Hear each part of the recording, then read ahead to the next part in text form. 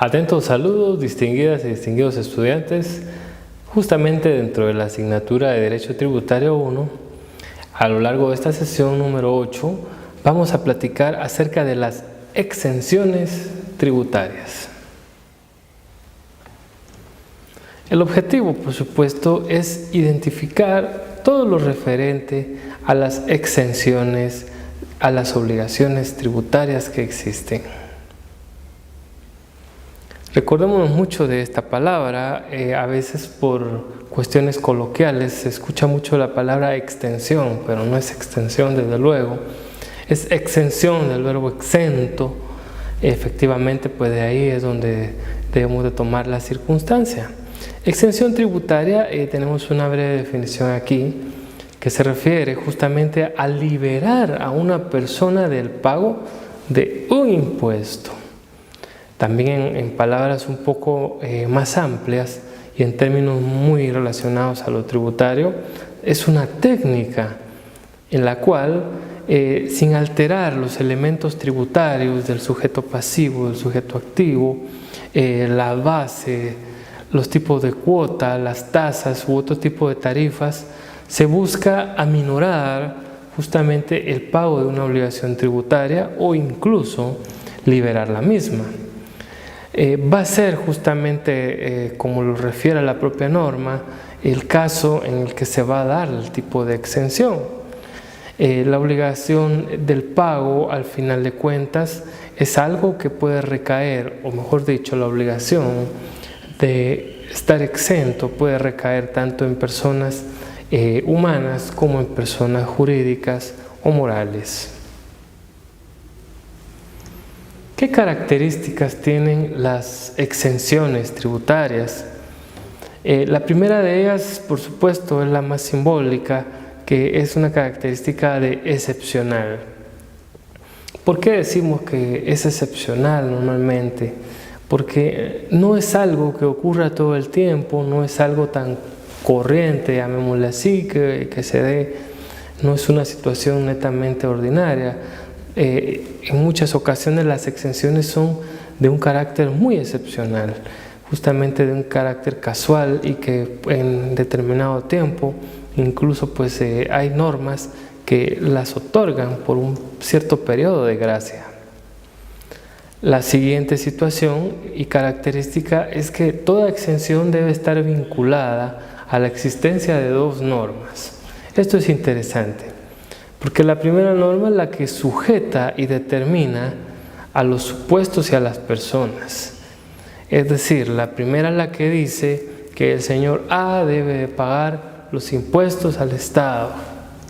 Y la segunda norma, que es la que justamente exime a que el señor C no realice ciertos pagos por tratarse de una persona de avanzada edad o porque su régimen tributario no es coherente con este tipo de impuestos. La siguiente característica es ni más ni menos que la circunstancia de haberse realizado el hecho imponible. Esto básicamente se refiere a que siempre hay el nacimiento de una obligación. Es decir, hay personas que pueden realizar actos tributarios y eso es un hecho imponible.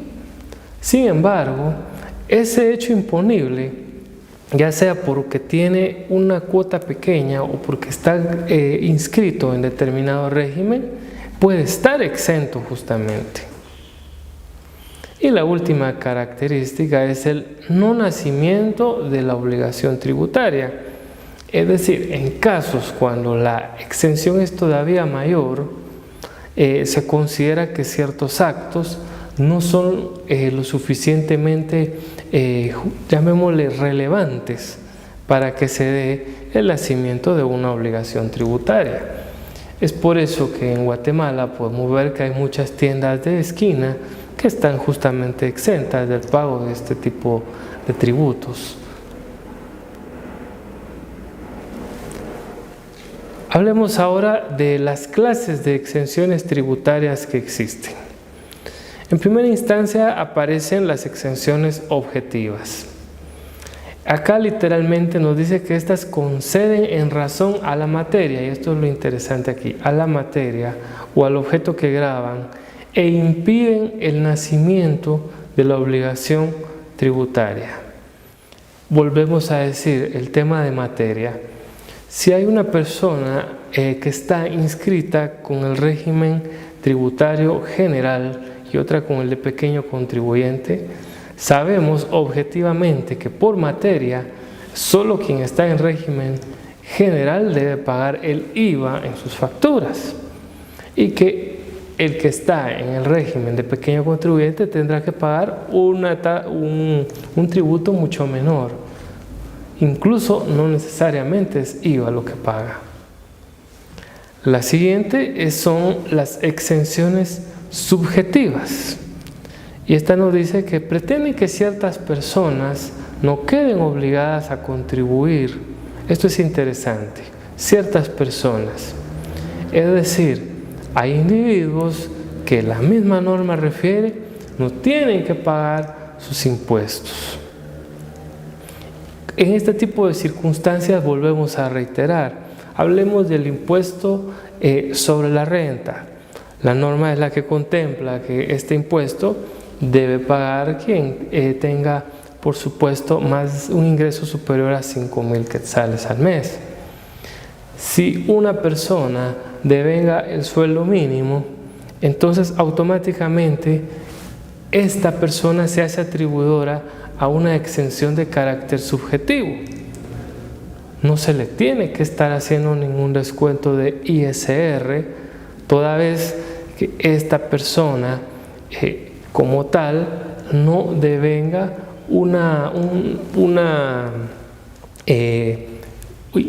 no devenga atribuciones económicas por encima de los que la ley le está confiriendo. A esto se refiere esta segunda exención.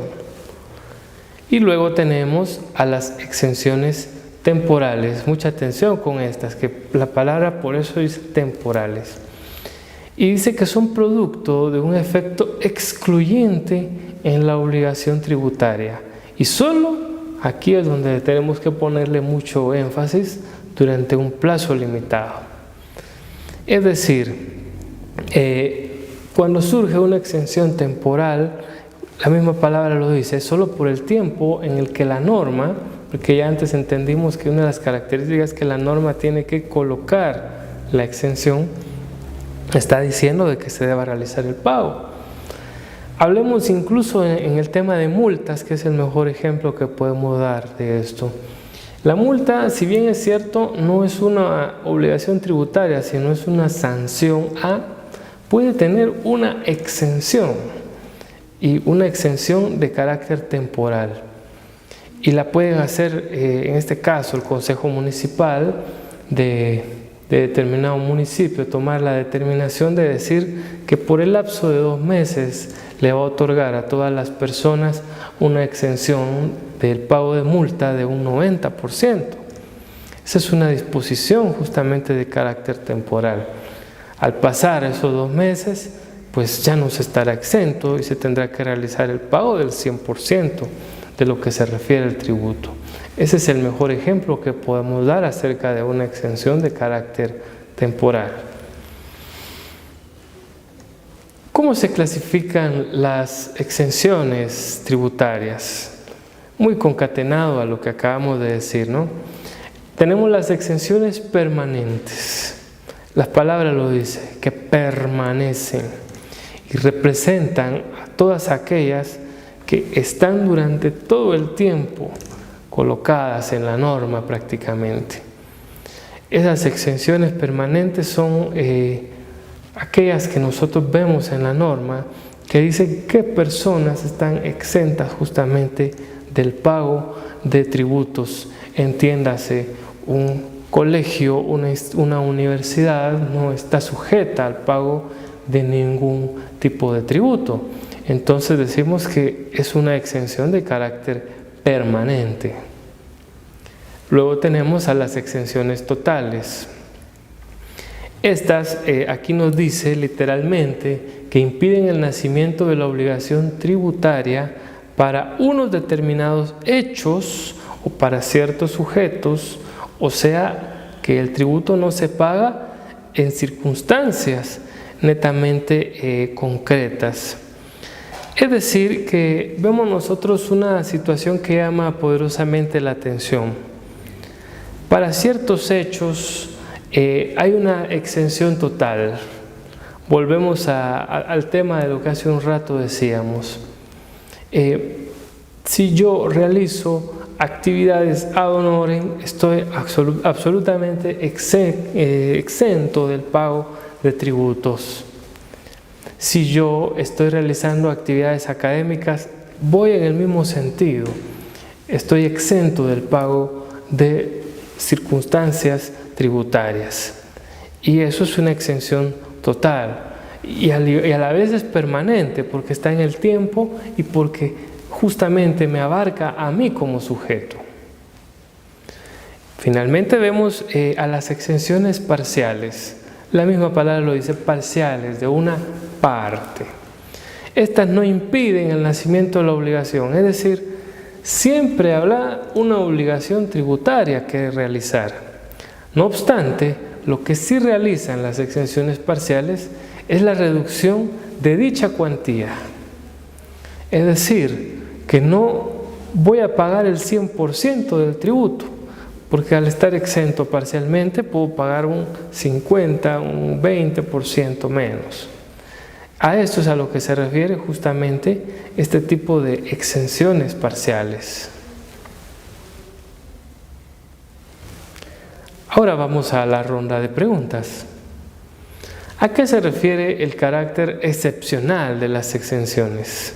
La opción A nos dice, no se dan de forma ordinaria. La opción B nos dice, al no nacimiento de la obligación tributaria. Y la opción C, a que se pueden interponer excepciones en los procedimientos judiciales. La pregunta número 2 nos dice, ¿cuáles son las exenciones cuya duración es de plazo limitado? A, aquellas que son permanentes.